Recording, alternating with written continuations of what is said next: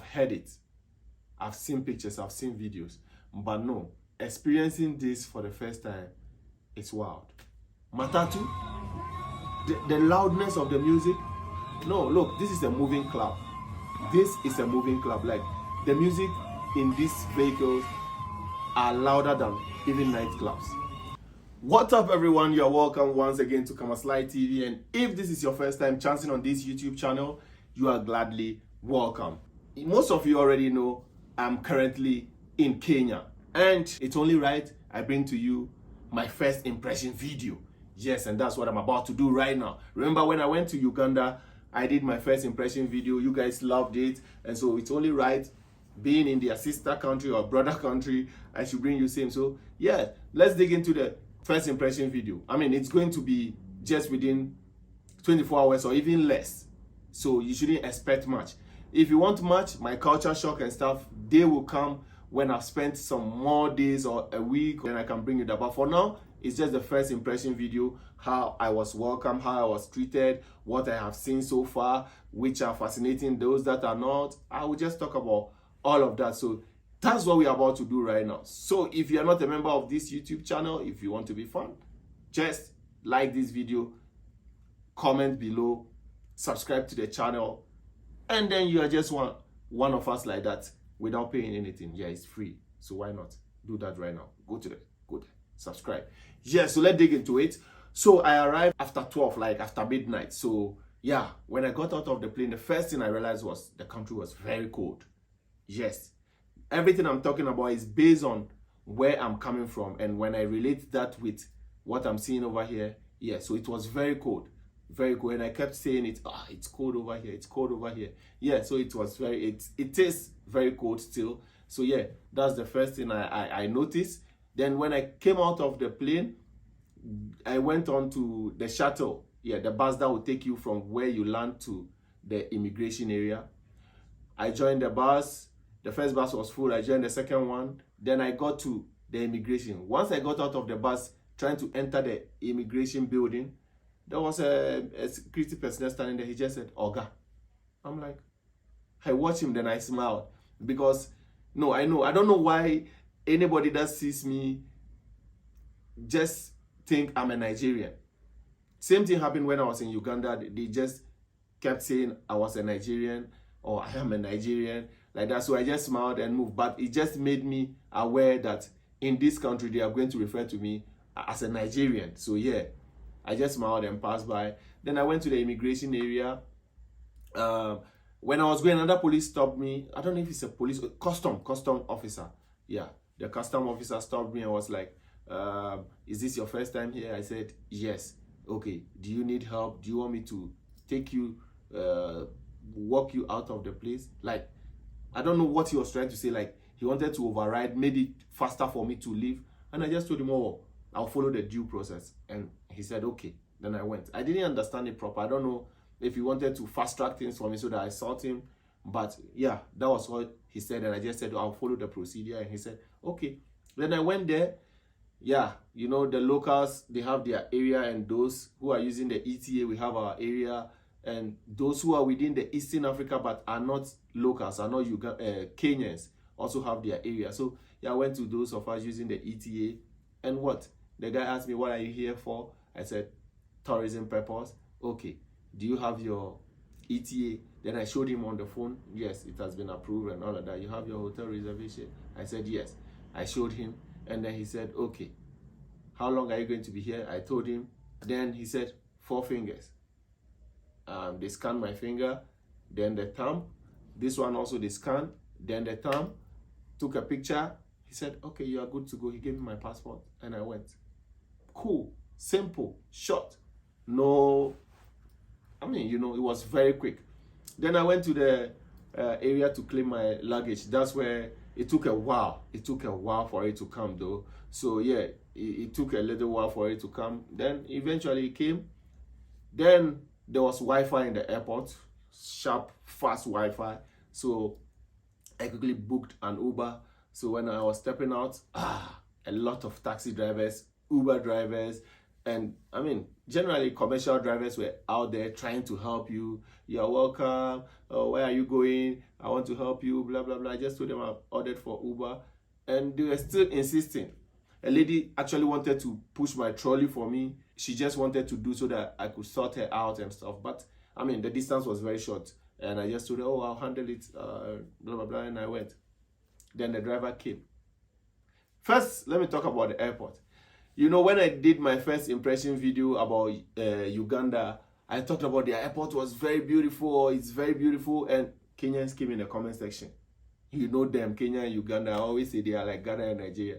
They came after them, oh, the airport, have you landed at JKIA before? That's Jomo Kenyatta International Airport, that's Kenya Airport. And they were arguing in the comment section, and I told them, I promised them, when I come here, I'm going to compare the two airports and give my verdict. But right now, I cannot do that because I landed very late. It was very dark. I didn't see anything. All I know is the airport is very huge. But in terms of aesthetics, in terms of beauty and stuff like that, I didn't see anything fascinating. I'm being very, very honest here. Nothing fascinating about it.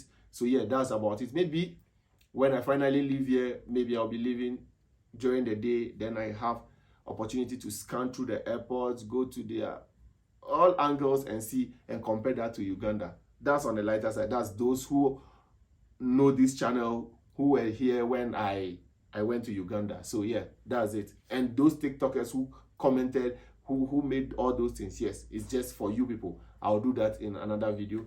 Yeah, so then the Uber driver came, and as usual, this is known. Like, I'm not going to act like I didn't know.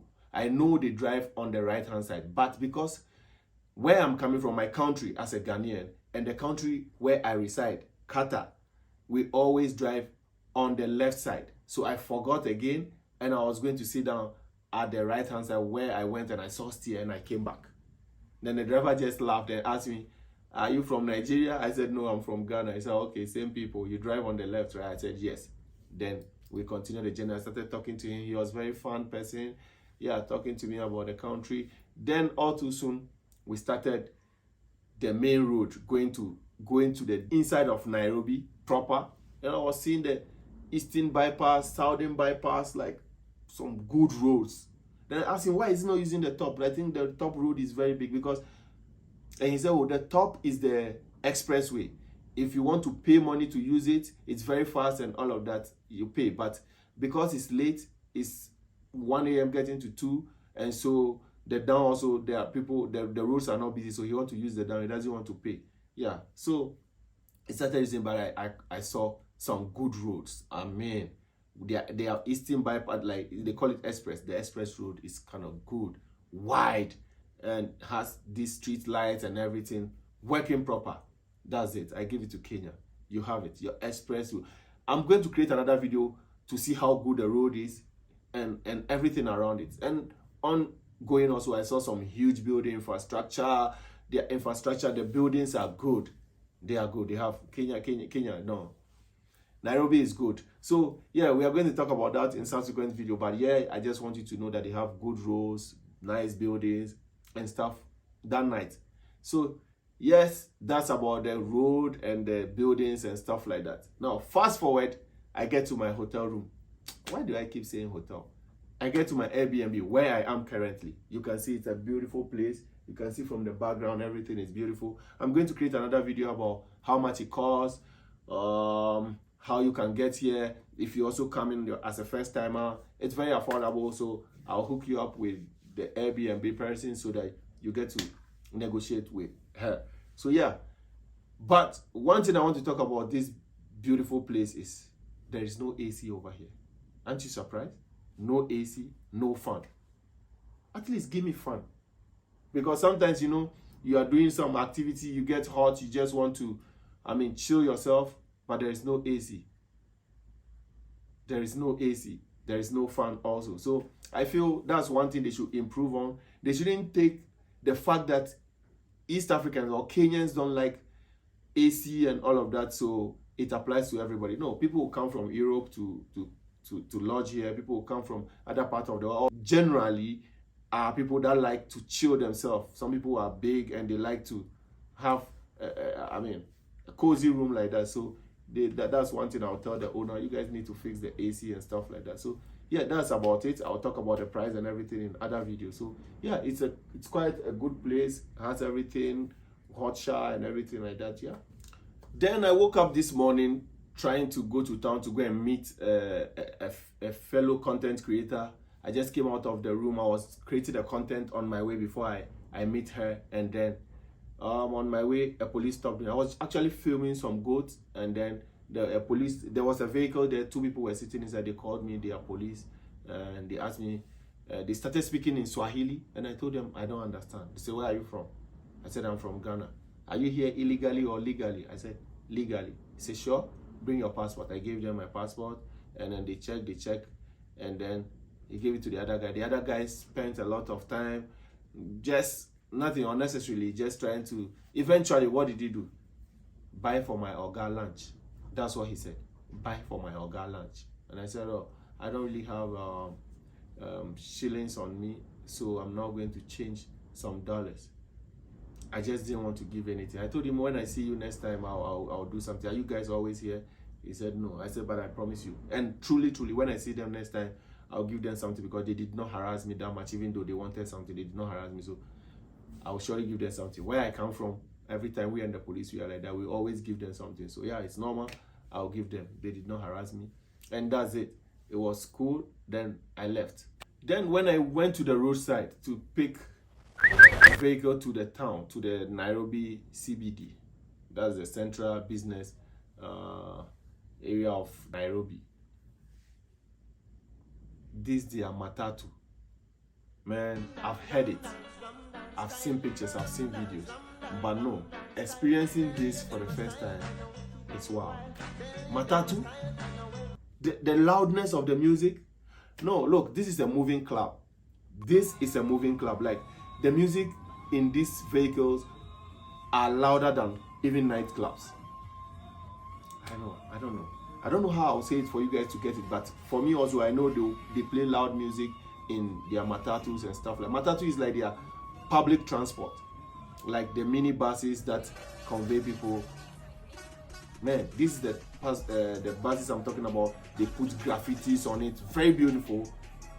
In the night, you see like thousands of lights around this vehicle and stuff like that. They are very beautiful, but I just feel the music is just too much. It's too loud.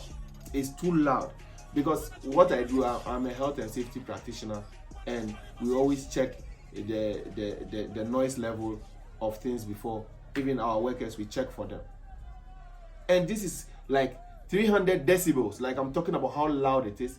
300 decibels, and from 85 decibel, it's noise. It actually can affect your ear. But these people, 300 decibels. These people are playing loud music in the vehicle with a lot of screens in the car. Oh my God, this is it. It is very, very noisy. So yeah, it is nice and everything. Occasionally you can do stuff like this, but someone told me this is what they do every day. Even you can wake up at dawn, 5 a.m. going to work, and Matatus are blasting this kind of music. You've closed from work, you are coming home, they are blasting.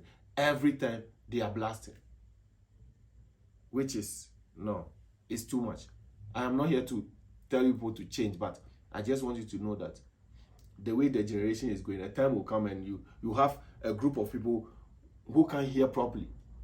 Because I'm telling you, 85 decibels is too much for a human being. But this is around 300. Like times 3, times 4, times 5, times 6, even times 10. It is loud. I know you guys will not get it, but the day you will come to this country, you will experience the Matatu. You will know, or you will know what I'm talking about. Like I said, occasionally it's good to just feel like you're in a club enjoying, and people were comfortable in it. I say and you see people standing in it. It's full. The seats are all occupied, but people are still standing. And the way the drivers drive to is another thing. When they are negotiating cash, you see everybody like people are falling on people, but nobody is complaining. That's nobody is complaining. You can fall on somebody, they will not complain. It's like they are used to it, and these are responsible. You can see old people, and nobody's complaining. So I feel like it's something they have done over the years. They've been doing it for a very long time, so they are used to it. So yeah, it's their culture. And so, but I just want to bring it to your notice. These are first impression things I have seen. And another thing is MPesa. MPesa. Look, using the cashless system over here it's a good thing. MPesa is how they pay over here. If you buy anything, you pay through your mobile phone. Like it's like a mobile money. In Ghana, it's mobile money. In other countries, yeah, they have this mobile transaction. But everywhere it's MPesa. Me, I had cash on me. And when you give them, they don't have change. It's like they don't have cash on them because it is a cashless system. So they don't have enough cash on them. You pay them, and even if they want to give you change, they tell you, can I put it on your MPesa? The few people I see transacting with the MPesa, I tell them, it's a good thing. But for me, it's too slow. It makes the payment system very slow. Now you have to, that's why everywhere you go, they write the MPesa, they put the code or some things over there, you punch, then you do the transaction. You have to show it to them that, okay, I have sent the money. I don't mind. You guys are used to a school, but with the strangers, with the tourists, like, it's a work. But just know when you are coming prepared. So when you want to be paying with money, make sure you have smaller denominations so that you can pay. They accept cash and everything like that, except that they are so used to the M-Pesa, which I feel is good in terms of security. You don't carry a lot of cash on you for people to be pickpocketing you and all of that. But it's just slow how the procedure, trying to write this number, doing this, it's just slow for me. But yeah, M-Pesa interests me the whole day. Anything you buy, you can even buy one pure water. They're asking you to pay with M-Pesa. You know, in my country, when you buy bulk or huge and you want to pay with your bank card or you want to pay with mobile money, yeah, but you can't buy just one water and then they're telling you to pay with M-Pesa. You're in this Matatu, everybody's sitting down with how crowded it is, and everybody is paying with M-Pesa, M-Pesa, M-Pesa, M-Pesa. It makes everything slow. For me, I've paid with cash the whole day, and yeah. Then when I got to how do we call it, the CBD area, the central business area of Nairobi. Look, there are photographers everywhere. Like there's a street over there with photographers full. Like you can see hundreds of photographers on the streets just taking pictures of people, creating videos and all of that. These people know how to make money. And people, I didn't know people will be patronizing stuff like this because we are in a technological era where there are phones like smartphone taking pictures now. You don't have to go to studio to pose, but they are making, when I ask some of them, they are making good money, which is actually good for them. And yeah, that's it. And the place is the CBD area very crowded, very, oh my God. And the Matatu, very loud. Like even their horns, the whole place, oh man. You guys know life. You guys know how to go about your stuff. It's cool. Everybody needs to experience this culture. I've not tried any food yet, so I can't talk about food. But maybe after I try something, those will come in the culture shock video. But one thing I want to say is the city is very clean. Nairobi is very clean, and just like Uganda, they don't use polythenes over here. Plastic bags, they don't use them over here. They don't use them over here. So you don't see polythene bags all over the place, littered like in my country and some countries I know. Everywhere, polythene. Here they don't do that. So you buy something, they give you a certain bag. It is, I think those ones can decay. Those kind of bags, they are not, plastics don't decay. When you leave them, they are just there like that for so many years, choking gutters and stuff like that. But what they put their stuff inside, they are very good. So the city is very clean, very, very clean. And the people, they like to assist you. Everybody, in some country, when you bring your camera out, you have issues. These people, oh, you are recording, they bring themselves in the video. They want to engage with you and all of that, which is very good. So far, within my first 24 hours, I would say I've enjoyed Nairobi. I'm hoping it's going to continue like this for the rest of my stay here and have fun with it. So yes, basically this is it for me. Nairobi is good so far, very good. You are going to get to see a lot of things in the upcoming video. So if you haven't subscribed yet, subscribe to this YouTube channel, turn on post notification so that you see all my Nairobi videos or my Kenya video, because I don't think I will only be in Nairobi. I'll go to other parts of Kenya. So yes, subscribe, share with your people, let them know Kama's Life is in town. See ya. Bye-bye. Oh my God. Karibu Nairobi!